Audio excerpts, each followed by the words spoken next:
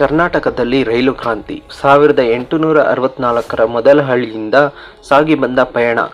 ರಾಜ್ಯದ ಸಂಪೂರ್ಣ ರೈಲು ಚಿತ್ರಣ ಇಲ್ಲಿದೆ.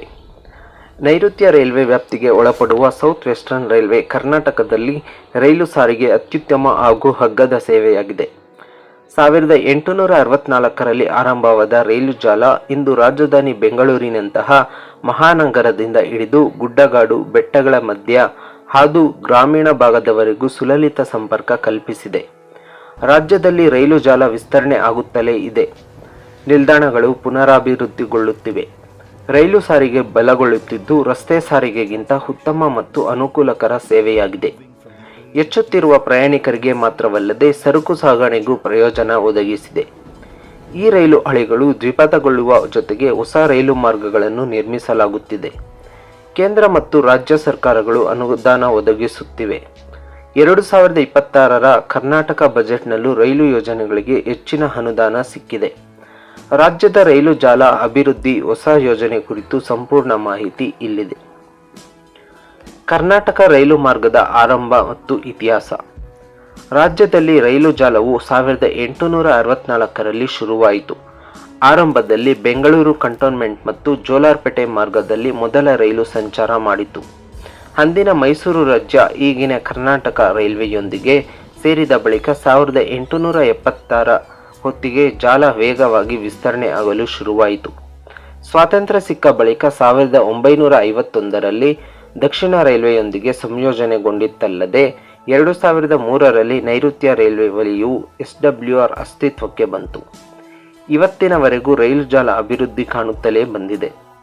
ವಿದ್ಯುದ್ದೀಕರಣ, ಹಳಿದ್ವಿಪಥ, ಹೊಸ ಮಾರ್ಗಗಳು, ರೈಲು ಜಾಲ ಅಭಿವೃದ್ಧಿ ಕೆಲಸ ಇಂದಿಗೂ ನಡೆಯುತ್ತಿವೆ. ಒಟ್ಟಾರೆ ರೈಲು ಜಾಲ ಎಷ್ಟಿದೆ? ಕರ್ನಾಟಕದ ಬೆಂಗಳೂರಿನಿಂದ ಬೆಳಗಾವಿ, ಕರಾವಳಿಯ ಮಂಗಳೂರಿನಿಂದ ಬೀದರ್, ಬಳ್ಳಾರಿವರೆಗೂ ಜಾಲ ಹೊಂದಿದೆ. ಅಂತಾರಾಜ್ಯಗಳಿಗೂ ಸಂಪರ್ಕ ಕಲ್ಪಿಸುತ್ತದೆ. 2025ರವರೆಗಿನ ನಿಖರ ಮಾಹಿತಿ ಪ್ರಕಾರ ರಾಜ್ಯದಲ್ಲಿ 3596 ಕಿಲೋಮೀಟರ್ನಷ್ಟು ರೈಲು ಜಾಲ ಇದೆ. ಹೊಸದಾಗಿ 25 ರೈಲು ಯೋಜನೆಗಳು ಈಗಾಗಲೇ ಘೋಷಣೆ ಆಗಿವೆ. ಅದರಲ್ಲಿ 15 ರೈಲು ಮಾರ್ಗಗಳಾದರೆ 10 ರೈಲು ಹಳಿ ದ್ವಿಪಥಗೊಳಿಸುವ ಯೋಜನೆಗಳಾಗಿವೆ. ಪೂರ್ಣಗೊಂಡ ಹೊಸ ಮಾರ್ಗದ ಕೆಲವು ಕಿಲೋಮೀಟರ್ ವ್ಯಾಪ್ತಿಯಲ್ಲಿ ಸಂಚಾರ ಸೇವೆ ಆರಂಭಿಸಲಾಗಿದೆ. ಸಾಕಷ್ಟು ಕಡೆ ಯೋಜನೆಗಳ ಕಾಮಗಾರಿ ಪ್ರಗತಿಯಲ್ಲಿವೆ. ದಶಕದಲ್ಲಿ ಆದ ಬದಲಾವಣೆ.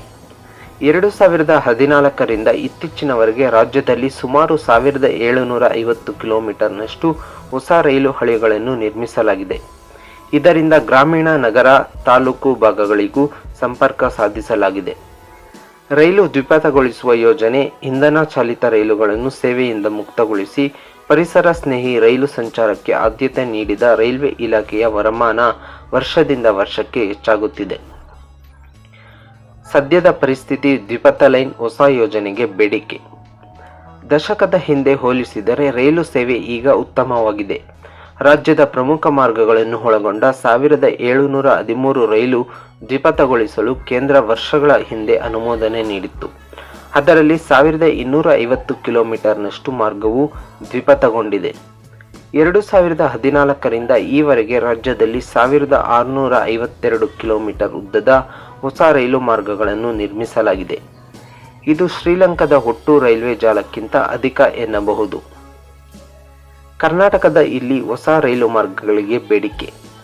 ಉತ್ತರ ಕರ್ನಾಟಕ ಭಾಗದ ಗದಗ, ಅಂಕೋಲ, ಯಲವಿಗಿ, ಸವದತ್ತಿ ಹಾಗೂ ದಕ್ಷಿಣದ ಚಾಮರಾಜನಗರದಿಂದ ಬೀದರ್ ಮಾರ್ಗ ಸೇರಿದಂತೆ ವಿವಿಧೆಡೆ ಹೊಸ ರೈಲು ಮಾರ್ಗಕ್ಕೆ ಬೇಡಿಕೆ ಇದೆ.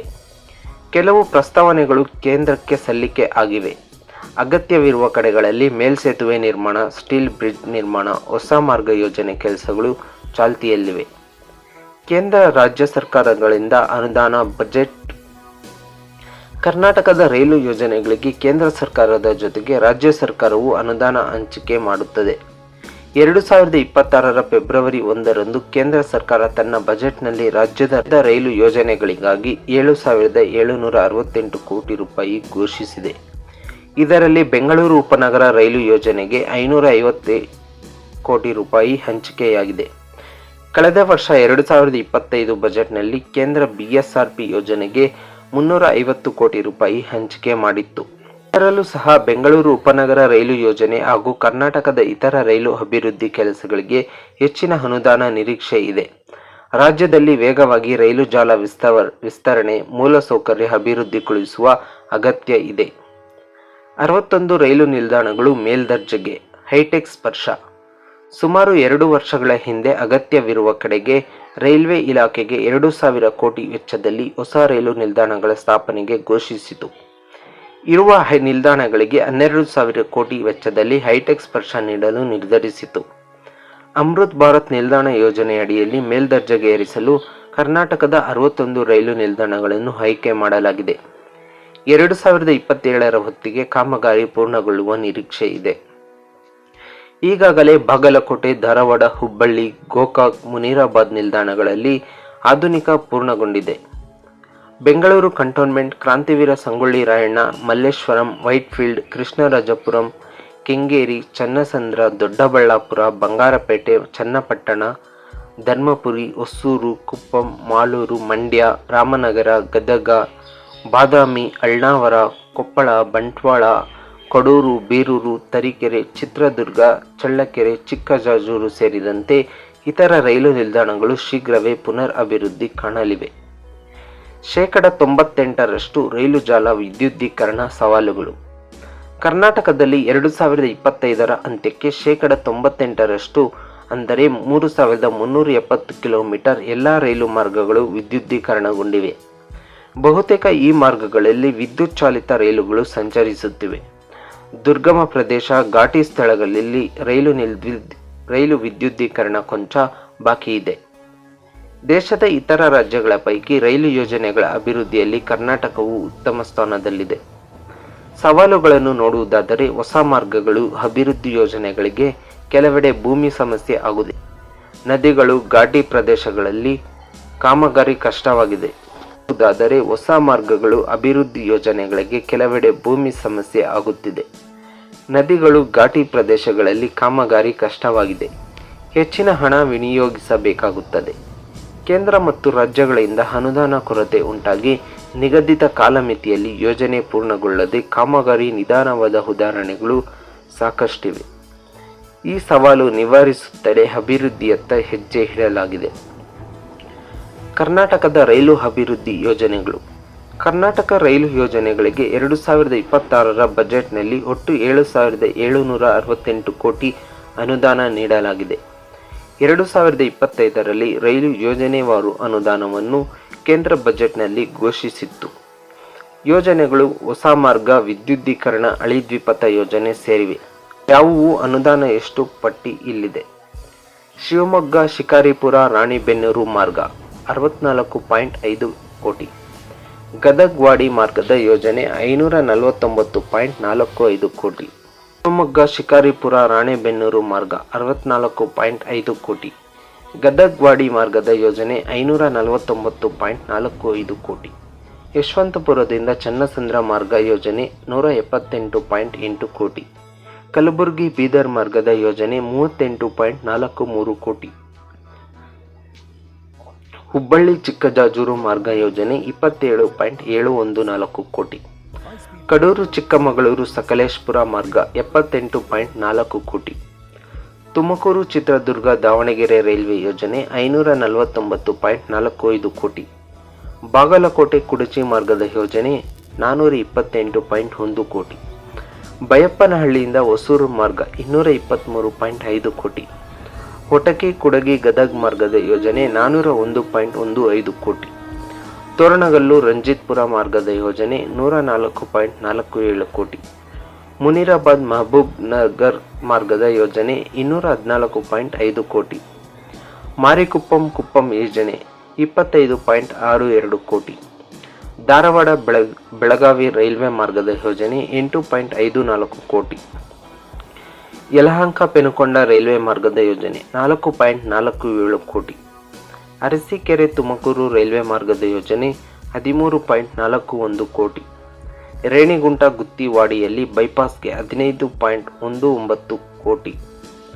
ಹಾಸನ ಬೆಂಗಳೂರು ರೈಲ್ವೆ ಮಾರ್ಗದ ಯೋಜನೆ 15.54 ಕೋಟಿ. ಕೆಂಗೇರಿ ರಾಮನಗರ ಮೈಸೂರು ಮಾರ್ಗದ ಯೋಜನೆ 10.728 ಕೋಟಿ. ಕಂಕನಾಡಿ ಪಣಂಬೂರು ರೈಲ್ವೆ ಮಾರ್ಗದ ಯೋಜನೆ 8.94 ಕೋಟಿ.